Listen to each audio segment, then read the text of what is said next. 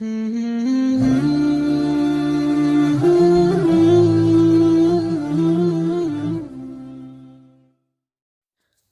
نام تو بهترین سرآغاز، به نام تو کی نامه کنم باز.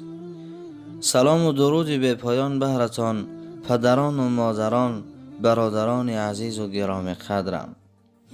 بنده امروز تصمیم گرفتم بسیار یک قصه جالب و بسیار یک قصه تکان دهنده و دردناک را بهرتان پیشکش نمایم. قصه واقعی است، از زبان یک مادر، یک پیرزن بهرتان پیشکش خواهم کرد. دوستان عزیزم، قصه را تا آخر با دقت گوش کنید. دوستان عزیزم، پیرزن قصه را چنین بیان میکند که وقتی که 20 ساله بودم، شوهرم برای خواستگاری من آمد. شوهرم بسیار انسان خوب بود، پولدار بود، مالدار بود، اما بزم این اگر بگویم که مرد پیران کلانسال بود، زن داشت، اما بسیار مرد خوبه بود. فرزند یا فرزندانش از دنیا می گذشتند. میگوید همگی برای این شوهرم یک پسرچه‌اش ماند و من هم وقتی که در عقد و نکاح این شوهرم در آمدم، بعد از چند مدت میگوید این زنی شوهرم از دنیا وفات کردند. آن پسر بچه میگن نزد من ماندن. من میگوید آن پسر را نمیخواستم، من شوهرم را میخواستم. میگوید به این بچه اهمیت نمیدادم، این پسر را ظلم میکردم و به تازگی اون هم اهمیت نمیدادم. همیشه میگوید دست و روی اون بسیار کثیف بود. سپس میگوید بعد از چند مدت الله متعال برای من یک پسر داد و نامش را گذاشتم یوسف. پسر شوهرم نامش بود سلیمان. آن بیچاره میگوید بسیار مانند یتیمان بود، همیشه پیش پای مردم و کسی به آن اهمیتی نمیداد. من هم باشد به آن اهمیتی نمیدادم. اما وقت برای فرزند خود یوسف جان بسیار غذاهای بهترین را آماده میکردم، اما برای سلیمان چیزی نمیدادم، آن را اهمیتی نمیدادم. حتی میگوید ظلمش را میکردم بالای اون پسر برای سلیمان و برای پدرش شکایت میکردم دائم که پسرت بدرفتار است و دیگر. میگوید در اصل پسر خوبه بود، اما من مادری بدکار برای اون پسر، برای سلیمان جان ظلم میکردم. پسر خود را اهمیت میدادم، برای مشقش، برای درسهایش، همه جهت اهمیت میدادم، اما برای اون پسر اهمیتی نمیدادم. سپس میگوید شوهرم نیز از دنیا گذشتند. وقتی که شوهرم از دنیا گذشت، این پسرش سلیمان 15 ساله بود.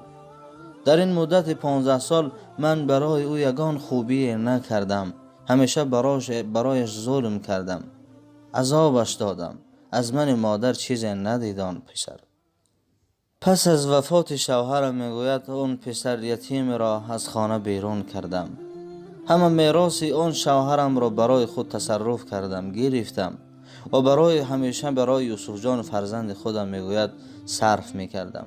پسرم را خواندم، تعلیم گرفت، به دانشگاه های بزرگ داخل شد، جای کار خوب هم پیدا کرد، با همسرم میگه صاحب زن شد، بهترین زندگی را برایش عطا کردم.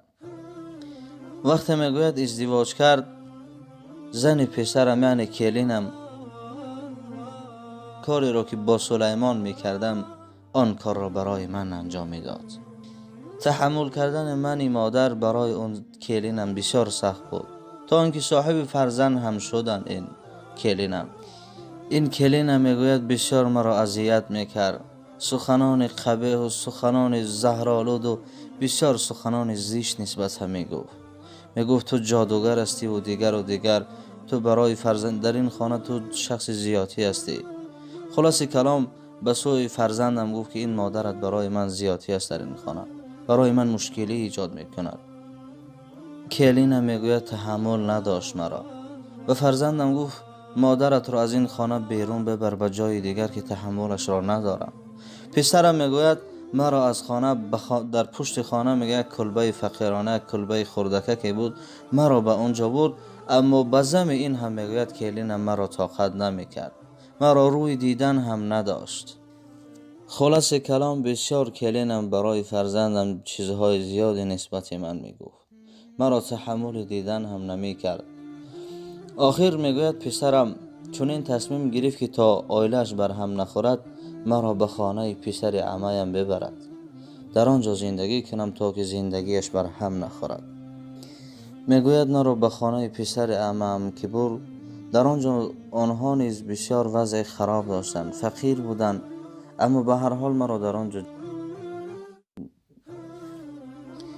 جای دادند.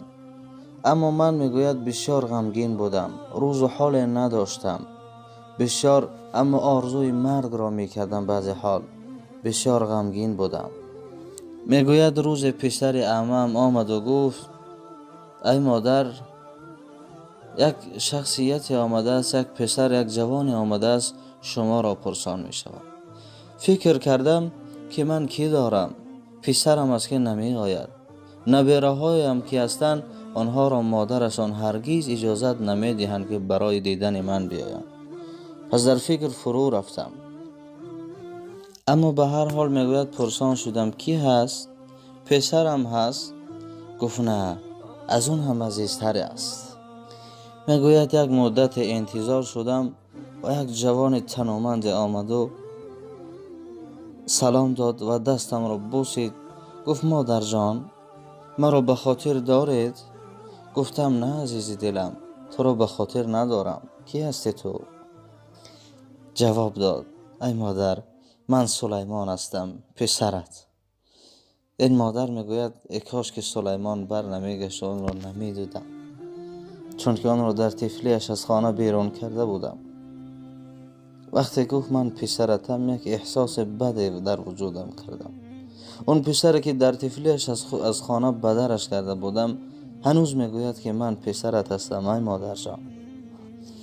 سلیمان خواهش کرد، گفت ای مادر جان، از شما یک خواهشی دارم، خواهش میکنم که رد نکنید خواهشم را. گفت چیست پسرم؟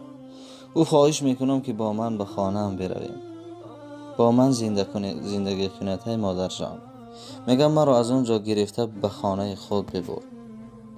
در حالی که آن ازدواج کرده بود، صاحب همسر شده بود، فرزندان زیبایک و دستوریک هم داشتم. میگوید نبیره های مرا بیبی جان گفته در آغوش گرفتم، بسیار خوشحال شدم.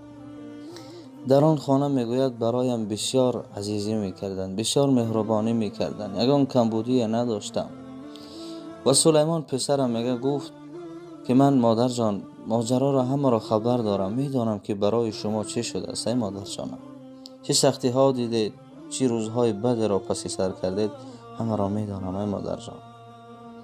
میگوید خوبی های پسرم بسیار برای من وزینی میکرد، بسیار دشواری میکشیدم، عذاب وجدان میکشیدم از خوبی هایی که برای من میکنند، که من در خردیم برای پسرم چنین عذاب ها و ظلم و شکنجه میکردم، اما اون پسر که از خانه بدرش کردم امروز برای من چگونه خوبی هایی میکند.